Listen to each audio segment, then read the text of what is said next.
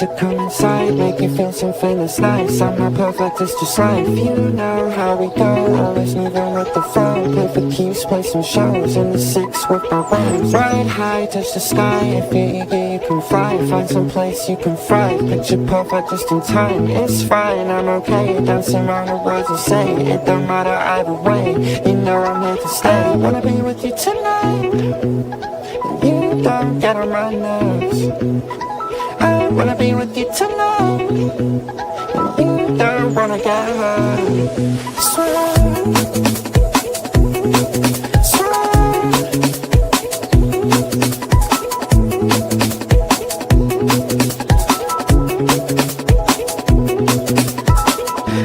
Right, I'm a fight, see the name of flashing lights. When it's over, catch a vibe. It's alright cause I don't mind who, what, where, how. That's not just what I'm about. If you're looking what you found, get me closer to the take my heart cause it was freezing. What you say is what you do.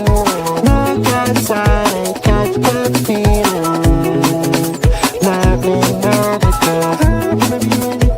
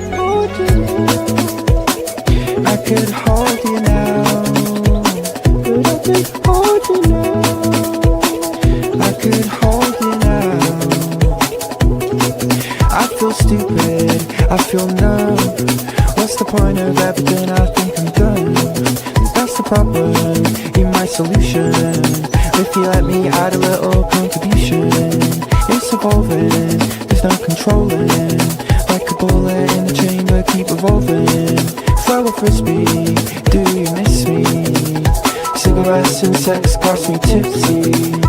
I wanna be with you tonight. You don't get on my nerves. I wanna be with you tonight.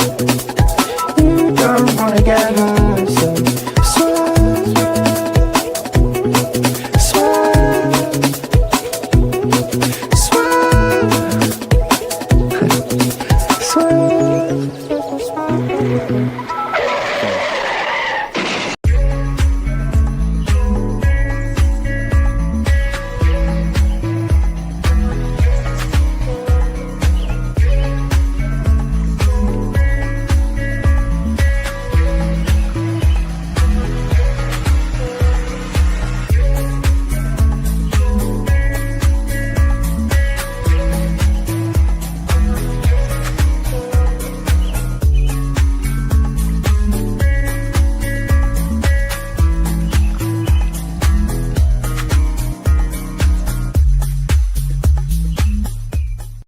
rObi Kumalo, a symphony of resilience and rhythm. Ladies and gentlemen, welcome to Music Train, where the tracks lead straight to the heart of soul-stirring stories. Tonight we kick off the ride with an extraordinary force in music and memoir. rObi Kumalo, the luminous MS rObi Hall Kumalo, whose life is a harmonious blend of global rhythms, unyielding love, and triumphant healing.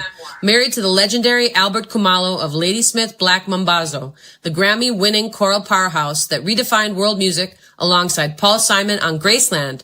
rObi isn't just the woman behind the icon, she's the heartbeat of their shared melody. From the sacred stages of South African harmonies to the intimate whispers of a marriage tested by melody and adversity, rObi asks the question that echoes through every chord. Who's the real rock star? Him, her, or the music?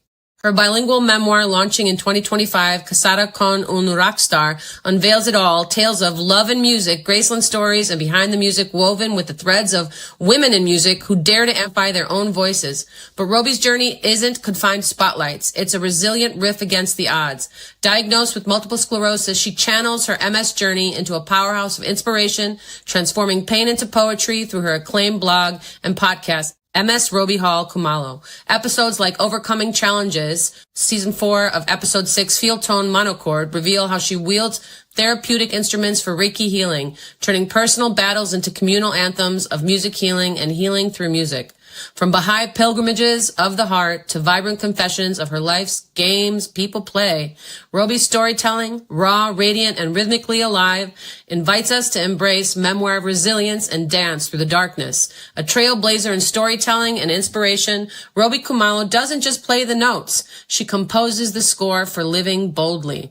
Buckle up, music train riders. rObi's on board, and this episode is about to hit all the high notes. Give it up for the woman who proves music isn't just heard, it's healed. rObi's on board, and this episode is about to hit. Hello. Hi, everybody. Hi, Vessy. Hi, good to see you. Turn that off now. Gonna have to turn that down now. Oh my goodness. I miss you so much. It's so good to have you back on the music train. It's good to be back. It's really good to be back.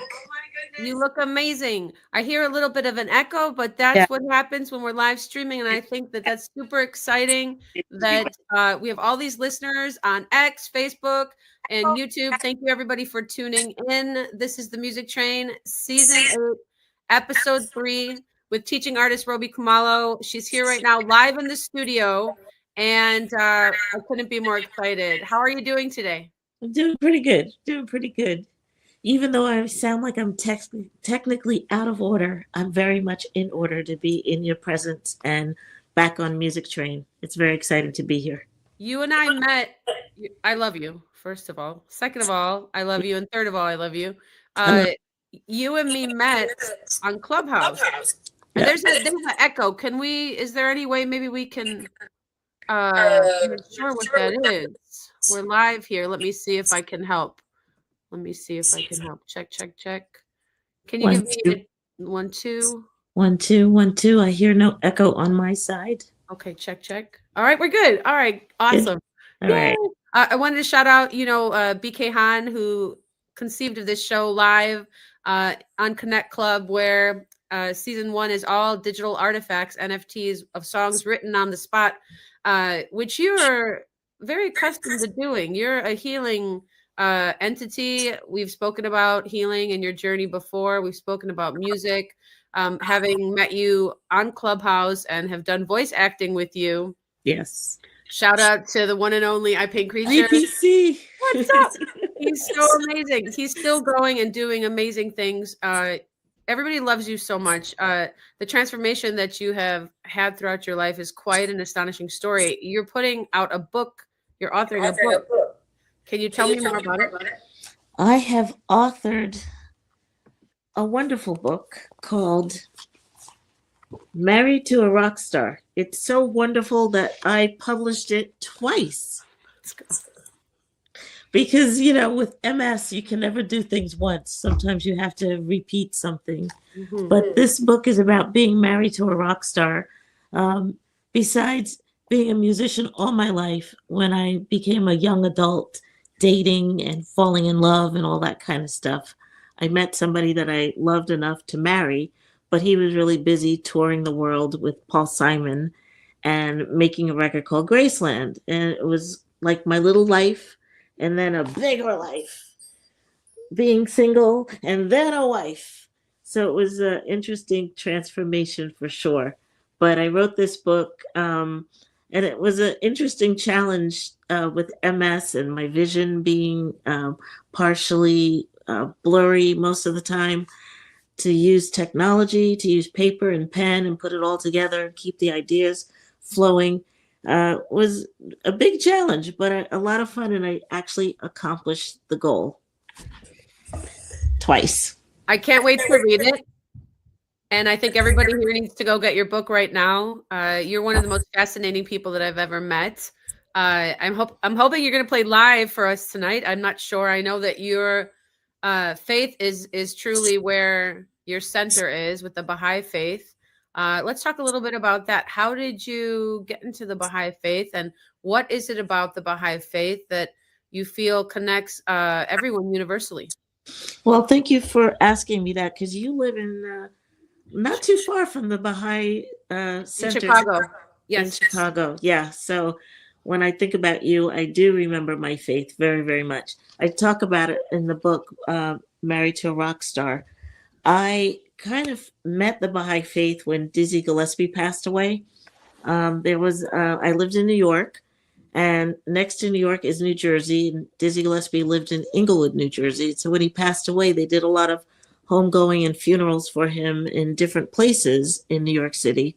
But they also did one in Inglewood, New Jersey, and I was asked to sing one of his songs in a group. There was about 3 or 4 singers, and we sang the song Con Alma, which is a beautiful song that Dizzy wrote. And I didn't know that he was a Baha'i at that time, but he was very much a Baha'i, and was such a Baha'i that he was inspiring other jazz musicians at the time to also take a look at the faith, and they also became Baha'i. So he had a big impact on how music I make. Years later, I'm doing a trade show, marketing in the Northwest. I'm in Eugene, Oregon, at the trade show. Just had come back from Argentina, so I was kind of like, am I speaking in English or in Spanish? And I met a woman that was so nice to me, but did not want to book my show. And I, Vessy, I was just like, why are you so nice to me and you don't want to book my show? And she was so kind. She says, oh, sweetheart, your show is wonderful. I love what you do, but where I live, we don't have a lot of children. And I'm nice because I'm a Baha'i. That's how we are. You're a Baha'i too, but you don't know it yet. Oh, I feel that I've been in connection with Baha'i since my grandmother, who I didn't get to spend much time with, but every word she spoke, rObi, was just, you couldn't get a word in edgewise. She really, truly believed that there's only love, that everything else is false, and that we spend a great deal of time putting a lot of energy into what isn't loving. And then there you have the disconnect from the only thing that's real, which is love. So all that currency, and she loved the Baha'i temple in Chicago, and she would come visit it when she would visit us. And so, yes, how does one become a Baha'i?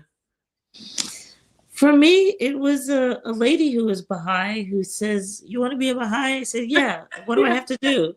She said, hold on a second. I'll be right back.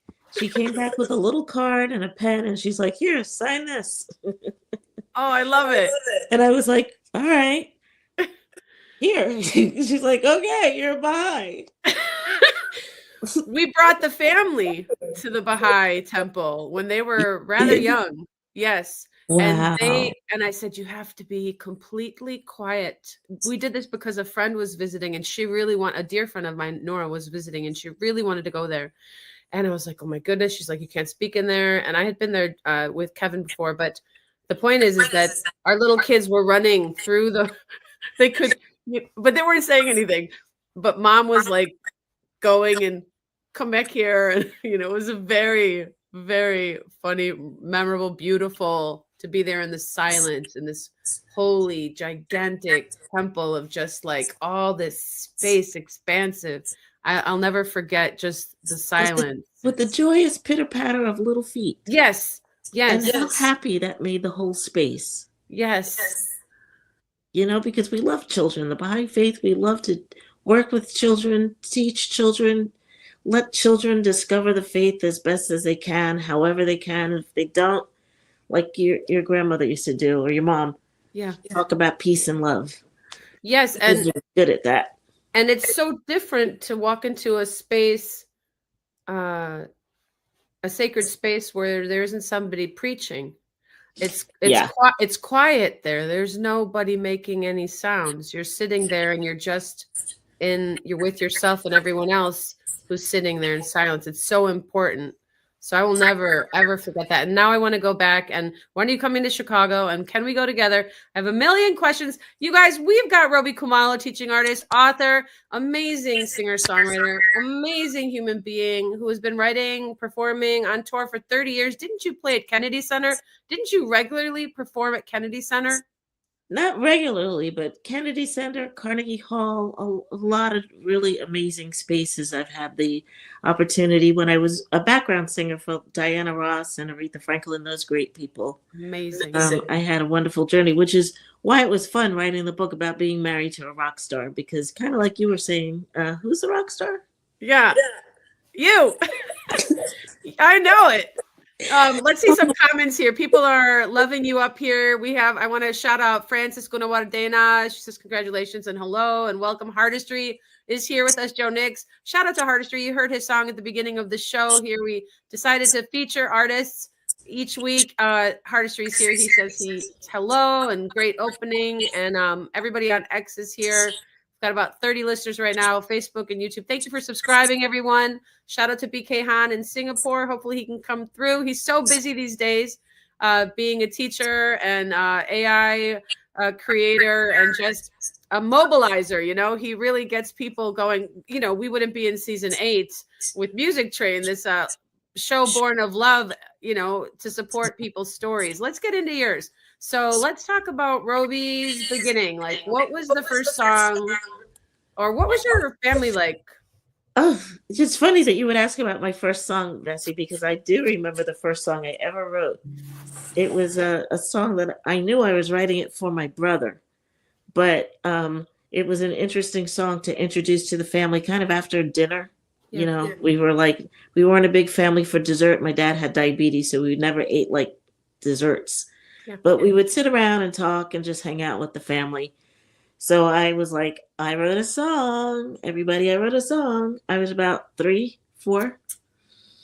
And they said, what did you write a song about? I said, I wrote a song for Prentice, my brother.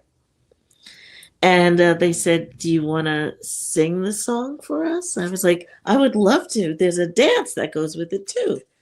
And my family was like, this, we have to see everybody. Let's see what the baby has to say. My nickname when I was a baby was the Wob. So they said, oh, let's see what Wob has to say. Oh, tell us, Wob. And I was like, a you monkey face, a you monkey face, a you monkey face, a you monkey face, a you monkey face, a you monkey face, a you monkey face. Yay, I love it. Oh, everybody loved it too, but my brother just didn't really appreciate it. He was probably about 9 years old. Really annoying. 9. You had the whole family that just gave you. I mean, that is adorable. Do we have this on film? How can Music Train acquire this? What do we need to do? You guys just heard it live here. The rendition.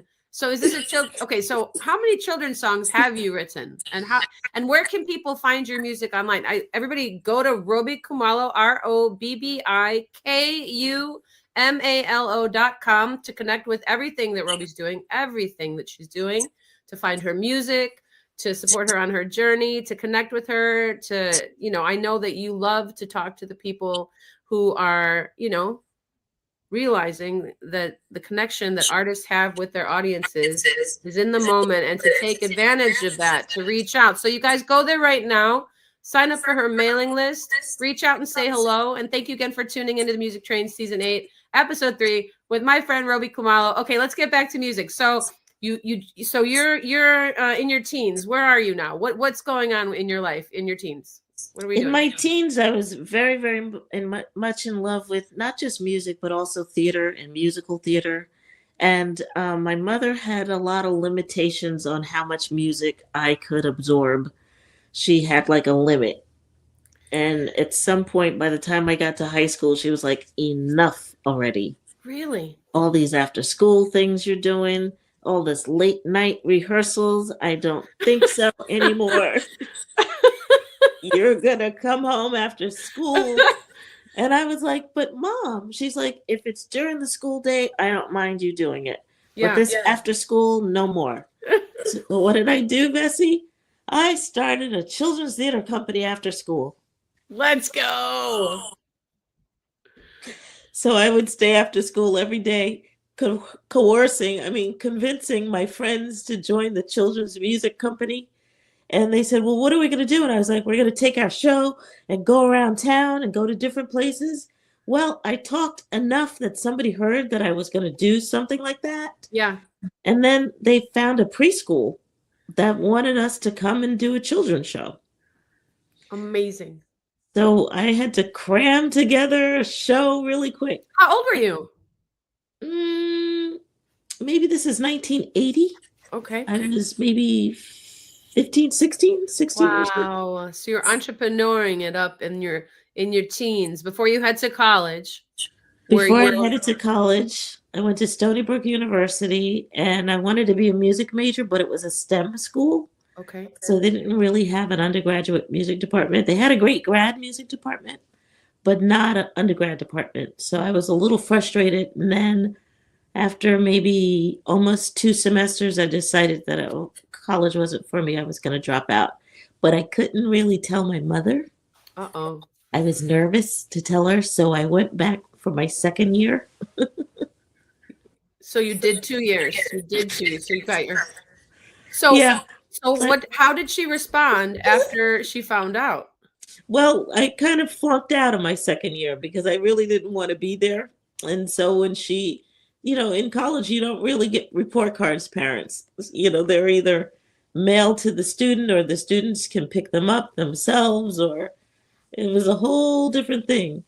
But my mother found out that I hadn't been doing well in my grades and that I dropped out without even telling her. I just dropped out, and then I faked going back the second year. Oh, I see. Okay, I get it. It took me a second. I got it now. So year 2, what were you doing when you were in college? What was going on? And BK Han is here today. We're so excited. I'm so excited to see BK. He's just getting ready. He's going to come up and say hi and ask you questions. And you can find out what's going on in Singapore with this very busy man. I know you're so busy too. I'm so happy you made time for us. I told everybody last week we have a mystery guest because I had a few ideas of who I wanted to ask. And I saw that your book, I saw the promo for your book on Instagram, and I was like, yes. And I reached out. And so I'm just so excited. And I'm going to do this live. I mentioned it before, but I would love for you to be the featured artist for Virtuala magazine. I'm a permanent writer for the magazine. I would love to feature you. You guys, it's coming out. It's a quarterly magazine. You know about Virtuala. We featured Norwood Fisher, founder of Fishbone, and there's so many other amazing music collaborations. We featured him last quarter. So I would love it, rObi Kumalo, if you would accept that invitation. And let's go. All right, you guys. Virtuala Magazine is a digital magazine born in the blockchain on Token Nation that dropped at Brazil NFT this year. And it's an amazing magazine connected to a university in Brazil. It's actually it's a university magazine technically now. So it has all the things, an ISBN number, and you will be reading all about rObi Kumalo, her story. And also I'm hoping she's going to share a writing piece of specifics, your choice. Yes. Would love that. And after we say hi to BK though, right? Yes, ready for us to say hi yet? He's not quite ready. He's jumped in and out. There might be some Wi-Fi issues. I'm not sure what's going on. I would love what were you thinking regarding live music? Do we have a chance to hear you live today? I was gonna read a little bit of chapter 2. Let's go. I'm gonna solo you here.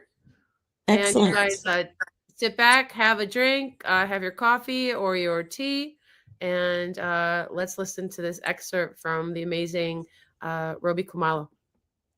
This is a book called Married to a Rock Star, which is looking like this, but I'm reading it like this because with MS, my vision is challenged and I have to have large font. So this is called Chapter 2, Between Calls and Crossroads. Brooklyn, 1986. The year She's Gotta Have It came out. I had dropped out of Stony Brook, packed my Long Island life into boxes, and moved to Brooklyn to work on actual office with more faith than money. My parents believed me harder than I believed in myself. They set me up in a tiny studio on 101 Lafayette Avenue, Fort Greene Park, practically in my backyard. Brooklyn hit different from Brentwood. It faintly smelled of Junior's cheesecake and street heat. Sounded like the A train and arguments from open windows. I was 22, 5 foot of ambition, still convinced hustle could pay the rent. Then there was Spike's firehouse. It started with a letter. My friend Johnny said, "You should write to Spike Lee." So I did. Spike called me himself, late at night. Quick, no greeting. "I read your letter. You still want a job? You come in tomorrow." And thanks to Terrell, I did. His office, a converted firehouse on DeKalb Avenue, was alive with film reels, coffee cups, and chaos. Spike didn't hire people. He drafted them into his storm. One day, he tossed me keys to a box truck. "Drive me across Brooklyn." I'd never driven anything bigger than my father's pickup truck, but pride has a louder engine than fear. I white-knuckled it through traffic and parked intact. Spike jumped out as cool as ice. I sat behind the wheel, heart thudding under the loud horn. Hired at night, fired at night. Months later, the storm shifted. A phone call came close at midnight. Norman's, Spike's messenger. "Spike sent me to come and get you. You need to clear out your stuff."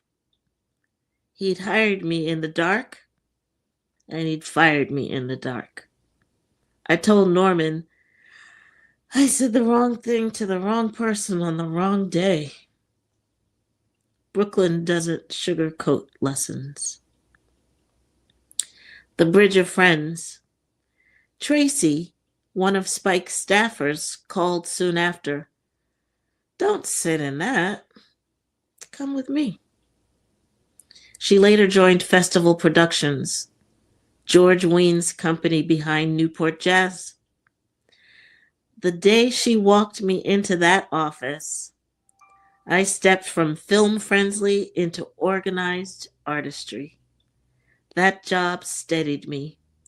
I learned contracts, schedules, stage plots, patience.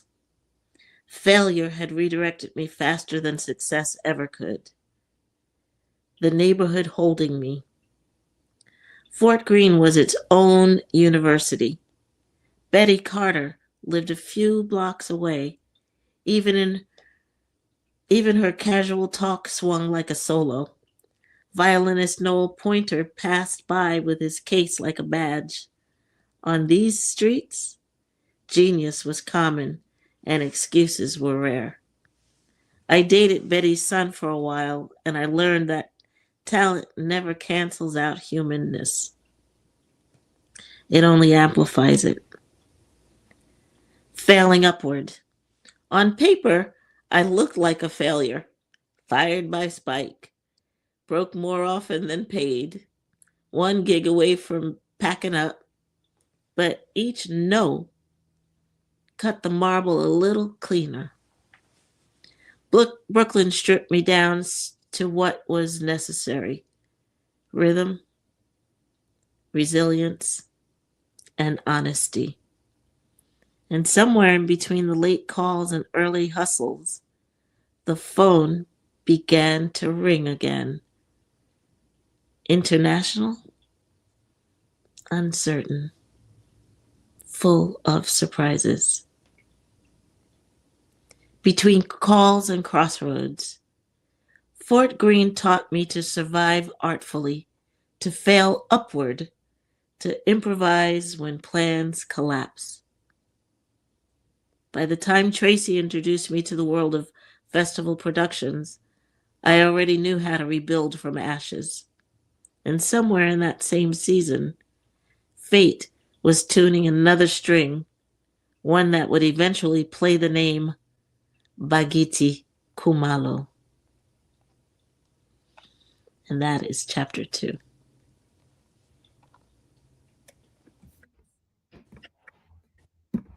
Bravo! Love it. I love hearing you read it. I want you to read the whole Thank thing. you. Thank you, thank you, thank you. Wow. Thank My you. goodness.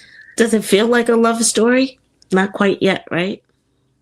It feels, I mean, you're such a poet. You know, the things you kind of end these paragraphs with, these poetic, like, it's just the whole thing in one sentence, and it's like, oh, it like hits. You know what I'm saying? Yes, it definitely does feel like a love story. Whenever you read, play music, it's a love story, rObi. I can't tell you that enough. I can't wait to read the whole thing. I'm going to get it. So where can we get it? On your website? You. On my website, you'll find a link to Amazon. Okay. And luckily, Amazon has put it in markets in Japan and France and Europe, different places. I might have to translate the book into a couple of different languages at some point soon. That would be amazing. rObi Kumalo, that's ROBBIKUMALO.com. I'm going to play this from our amazing producer of this show, Mr. BK Han out of Singapore. Real quick here, let's get this going on. He made this for you. Here we go. Find the heart. What happens when love, music, and grit collide? In Married to a Rock Star, Grammy-nominated artist and teaching musician rObi Kumalo invites us behind the curtain of a life lived on and off the stage. Married to South African bass legend Bakiti Kumalo of Paul Simon's band, raising a family and holding fast to faith, culture, and purpose. From Long Island roots and Broadway dreams to Spike Lee's 40 Acres and a Mule, from township grooves to world tours, this memoir is a duet of marriage, music, and meaning. It's the real rhythm of sound checks and red-eye flights, and the tender return to bills, babies, and home. When multiple sclerosis upended rObi's body, she found a new tempo, resilience, mercy, wellness, and the healing power of music.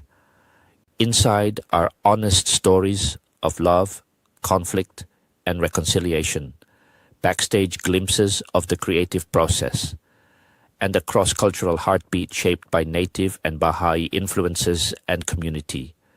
Readers will leave with hard-won tools for courage and staying creative under pressure. If you love music memoirs, tour life secrets, resilient love stories, and faith-forward inspiration, this is your all-access pass. Married to a Rock Star, a celebration of family, artistry, and the courage to keep going long after the lights go down. Let's go. Let's go. That was so cool. Wow, VK. He's here. Hi guys. The Do you like it? I love it. Really? Okay. Oh my gosh, it's so powerful. Thank you. It is. It's great. I forgot to pass it to Vessy until I wake up this morning. Oh, okay. Better come in. Yay. So good to see you. Yeah, So good to good see to both of hear you too. So rObi just read from chapter 2 of her new book, and well, you've published it twice, so this is the second. Did anything change? Did we edit? Did we add? What is? And you have a friend. You have a friend here next to you. I do. My friend John is here, trying to be quiet. Hello, John. Hi, How are you? I'm good. I'm good. Hi, John. I'm enjoying the show. Thank you for being here. Yeah, I was trying to find that chapter 2 in the Green Book because I think it does read a lot different. I get a little more into the details of Spike, you know. Book 2 was a little more abridged, the stories, but I didn't want to offend anybody by giving too many of the details. Yeah. Spike Lee calls you up in the middle of the night. You're coming here tomorrow. I mean, the way you so eloquently represented kind of just that's a huge ship that came through. You've been on tour for, I mean, you stopped touring in the 90s. Did you stop touring in the 90s? I stopped touring sometime in 2015, 16. Oh, 2015. Right around Wow. the time I got MS, it slowed me down. We But talked- before that, I was doing everything. I was a children's artist. I was a teaching artist. I was a backing vocalist. I did voiceovers. I just did as much as I could. Living in New York, how could you not want to work as much as you can when there's so much work around you? You're making me want to move there. Stop it. Okay, motherhood and rock stardom. Motherhood and the journey in the entertainment industry. I mean, how many shows would you say that you've done? You've done thousands of shows. I mean, Yeah. right? We're talking thousands of shows. So the day that you decide this is my last show, and I know that's an intense question, but for those that are going through maybe finding out that they have MS or whatever it is that somebody might be going through, that there's a change happening, just getting older, vision, just the humble reminder that we don't last forever, and to take every moment as if it were your last, and to be the kindest person you can be to everybody, and to treat people equally. I mean, the greatest lesson is time, isn't it? It is time, but I'm inspired by BK a lot because he never seems to not have time. He's always got time for everything that he cares about, everybody that he cares about, all the things that he invests in. He makes time, and I don't know how he has time. I remember being that person that thought that I could do like BK, do everything, but I couldn't. I couldn't keep up with my dreams and hopes like I had wanted to. BK, you kind of inspire me to remember who I used to be.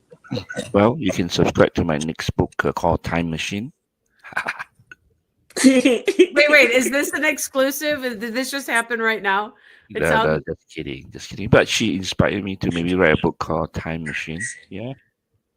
After the inspiration of the Married to a Rock Star, now BK Han comes up with Time Machine. Let's go. I co-sign that. You need to do it now. You said Yeah.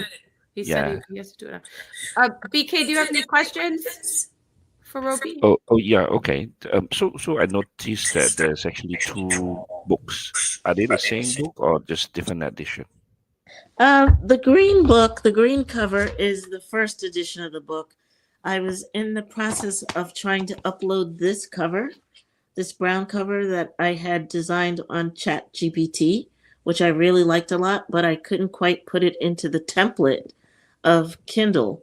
So I got very frustrated, and I used one of Kindle's book cover templates, and this was the book that was generated. I see. And by the time I figured out how to get the cover, I rewrote the book. Oh, I see. How long was that in between? Yeah, in between, like over a long weekend. Okay, that's a long time. Yeah, I got a little obsessive, and I was just like, So when we read or when we order on Kindle, is it going to be the book 1 or book 2, or you have both? it will be the brown cover book is Kindle and as a paperback. The hardcover book is the green cover book. Okay. And both books will have mistakes in them because with my vision and just lots of reasons why the book has mistakes in it, but it's nothing that is devastating for you being able to read the book and get the whole point of what the book is. That's But okay. you might notice little things. It's real, It's not those ChatGPT books. Those are real books. Yeah. Yeah, it's a real book with real human errors. So how long did it take you to write it? Probably like 3-4 months, like focused, not doing anything else but the book. Were you emotional when you wrote it? Did you have to go there? Did you I have was to go? always emotional when I would reread what I wrote. Like I would write it, and I did a lot of dictation for my writing, and then I would translate it to written text. I forget which app can take audio and turn it into text, then I'd have to grammatically put periods and make things sentences or paragraphs, and just to reread it like that was really painful. It was really painful. And I thought, what a horrible person I used to be. Oh, no. No, rObi. I don't believe that.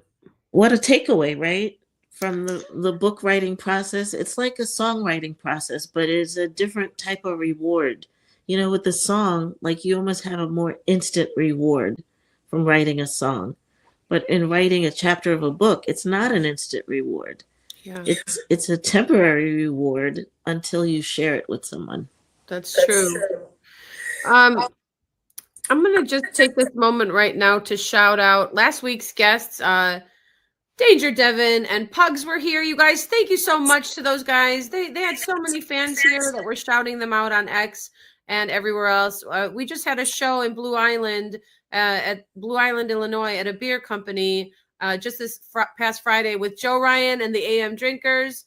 Fondue drove all the way in from Colorado. Shout out to Fondue. We got to meet in person. And then, of course, Pugs joined him on stage. I opened up the night. There were 3 cameras there. I ignored them all, and I sang, how do you deal with cameras? I mean, the universe is always listening, right? Always listening. We're always probably walking around on camera somewhere anyway. In 2025, 2026, there's going to be lots of cameras looking at us. Yeah, I feel like, God is real. And if God is the architect that created it all, God is definitely listening. Right? So if you or as Bet said, God is watching us. God is watching us. God is watching us from a distance. Oh, I love that song. I love your voice. I want more. Whenever you're feeling like you might want to allow me to spotlight you, and you'll do your magical musical thing that you do for our audience, just say the words, rObi, and I will hand over the mic to you. I would love it to be now. She's getting it. Now. Yes. Yes, let's go. Without further ado, rObi Kumalo live. Season 8 is live on the Music Train here with BK Han, me, Vessy Mink, rObi Kumalo, and you who are out there watching. Without you, we don't have a show. Thank you so much for tuning in. Another shout out to our sponsors.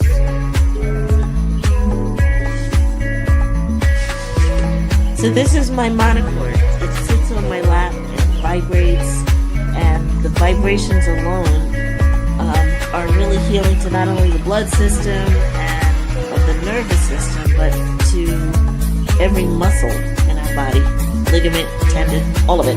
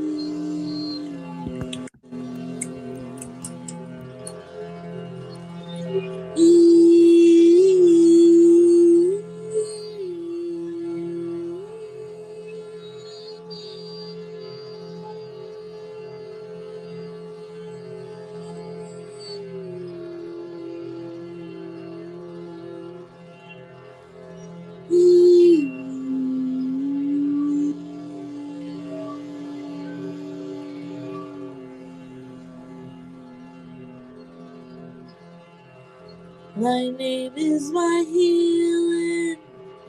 Oh my God, oh my God.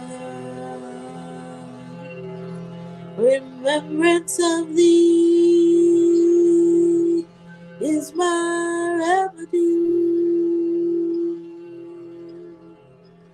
Nearness to thee is my hope. My love for thee is my companion. Thy mercy for me is my companion.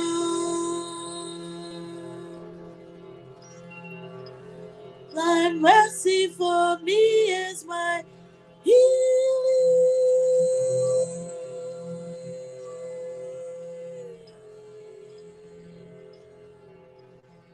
and my succor. In both this world and the world to come, thou verily art the all-bountiful, the all-knowing, the all-wise.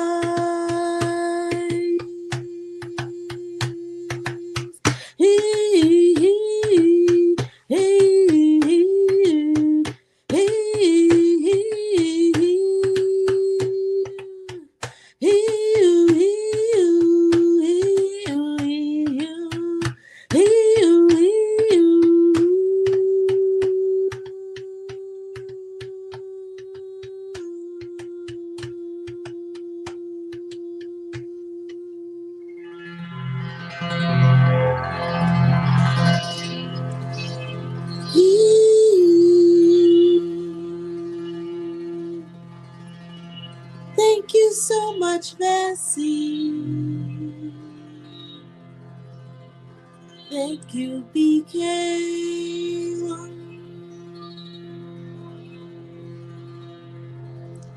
Thank you, everybody who is listening. To you, to you.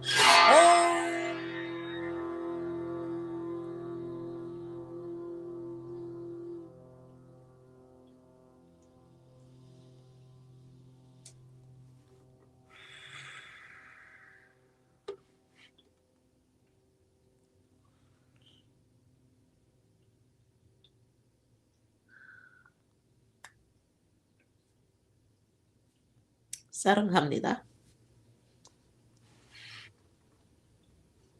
Incredible. I had immediate chills when you started.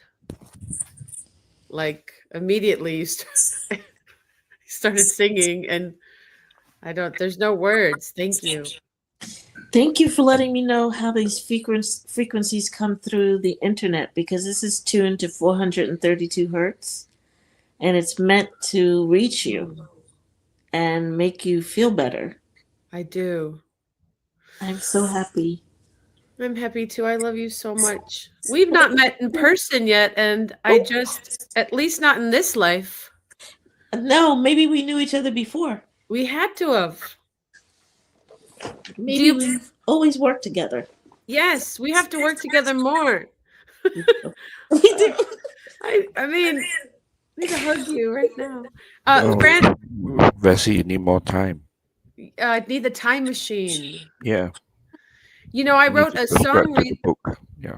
I wrote a song recently. The lyric. I'm in a new band with the Wellheads. Shout out to the Wellheads.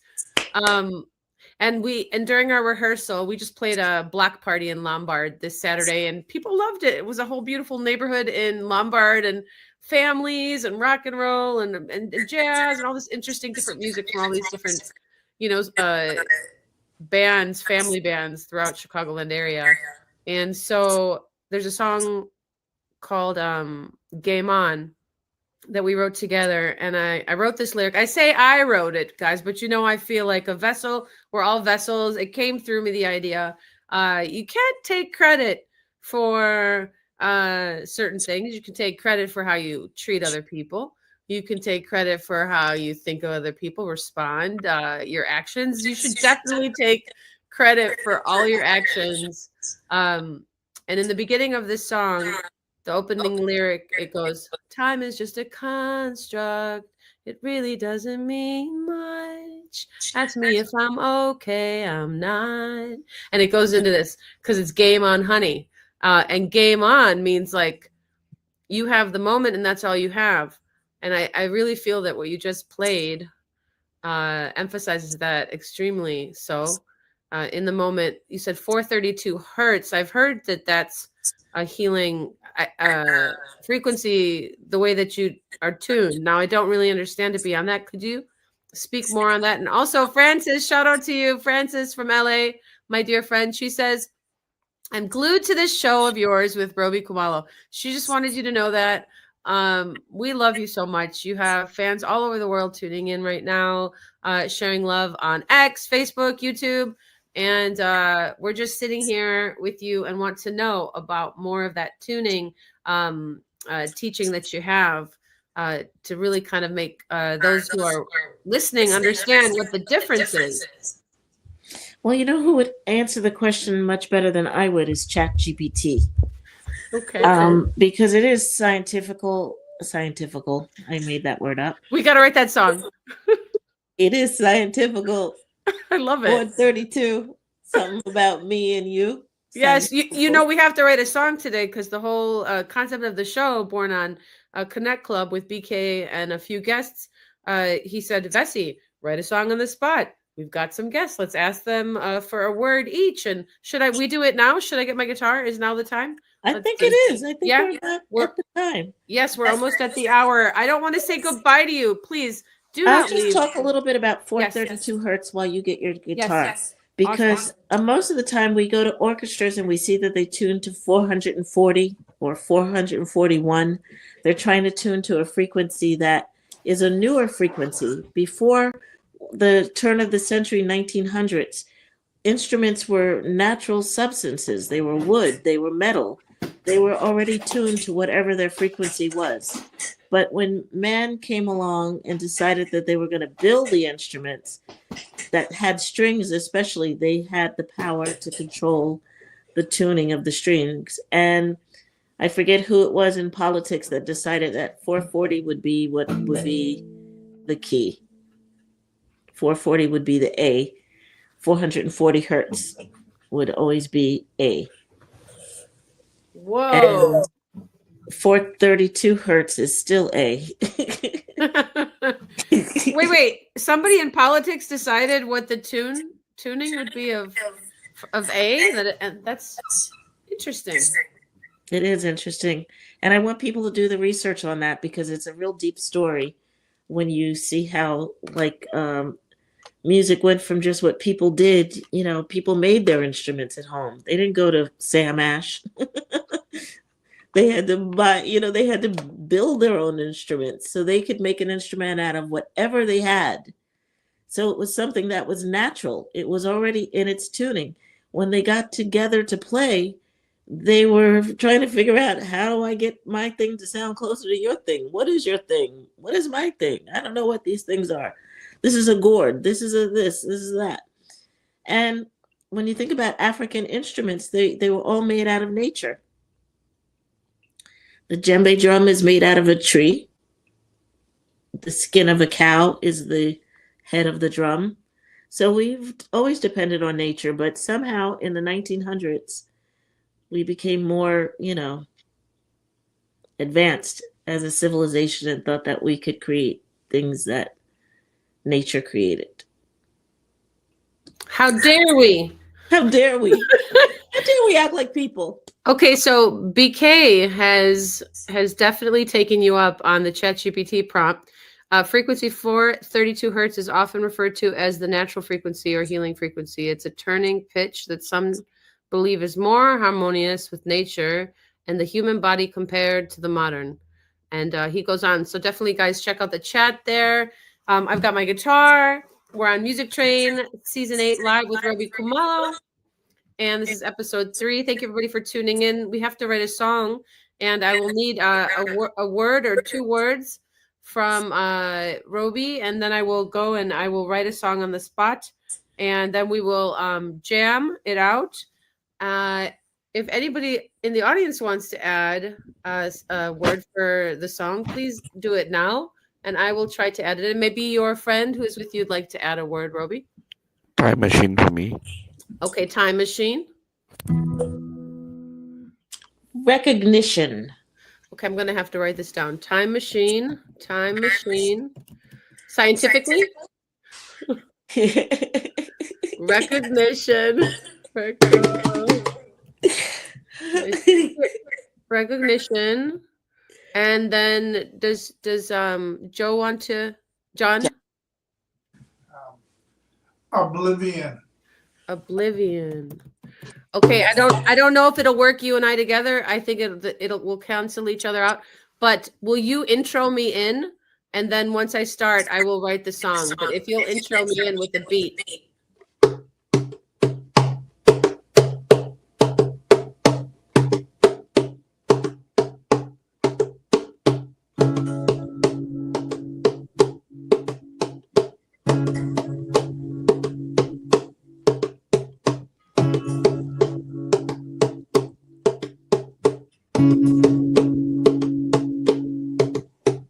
Time machine,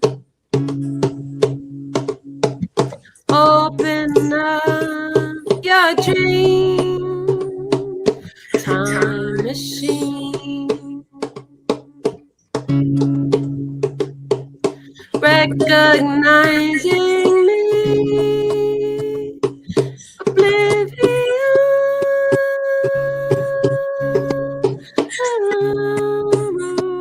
On her throne, time machine, you and me. Seasons pass, life is strange, just stands.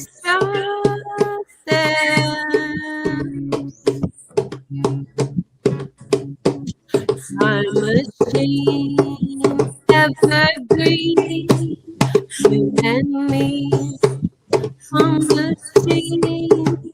Music train is our name. Time machine.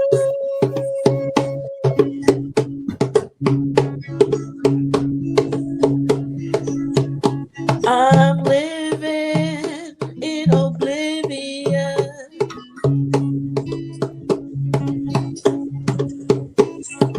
Giving them what I'm giving them.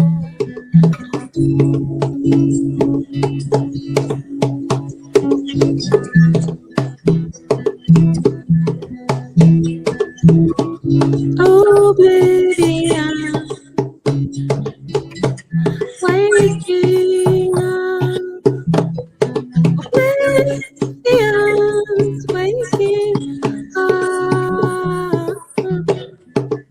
Evergreen.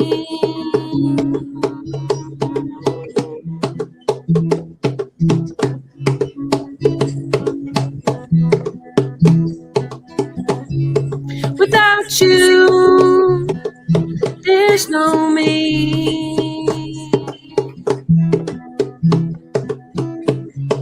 Without you, there's no dream.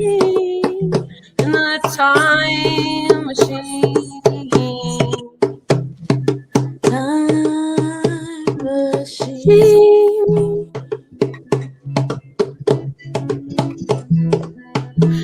Time machine.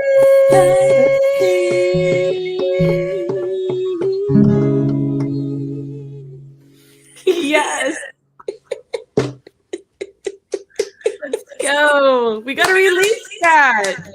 We gotta get that. We're like, we just did. We just did it. We just did it. And on the cusp of BK's new book, Time Machine, out in all stores very soon. We're not sure. Do you already have it written, BK? Not until the next few hours. Yes. Oh, it's so good. Okay. We don't want this show to end. We're so happy to be together. We're old friends. Just want to thank everybody again for tuning into our amazing show. It's amazing because of rObi Kumalo. It's amazing because of BK Han. It's amazing because of everybody who's been on the show or who has interest in being on the show or who loves just watching the show. Thank you to everybody. Amazing hostess with the mostest, Vessy Mink. Thank you. This show could not exist without you. Thank you. It wouldn't exist without you. Actually. Guess what? What? My record label just signed my record label. I'm the only artist on my record label, but my record label just signed an artist today. Congratulations. And this artist is someone I love very much. Oh Who has been making music his entire life and who has supported me in the biggest way that anybody ever could. My entire musical journey the past 18 years. So I said, I have got to sign you to my Trugnalaya company. I've got a company and it's a music company. And so we released Kevlar Hill's song today, Battle Song. And I want to debut it for you guys to close the show out. But before we do, I would love to hear any last thoughts on what you'd like to share with artists out there who feel it's too late for me. I can't make music. I can't release music. I can't write that book. I don't have the motivation. All they need is some support and an audience and acknowledgement and some recognition, which shows like this support. This is a labor of love show.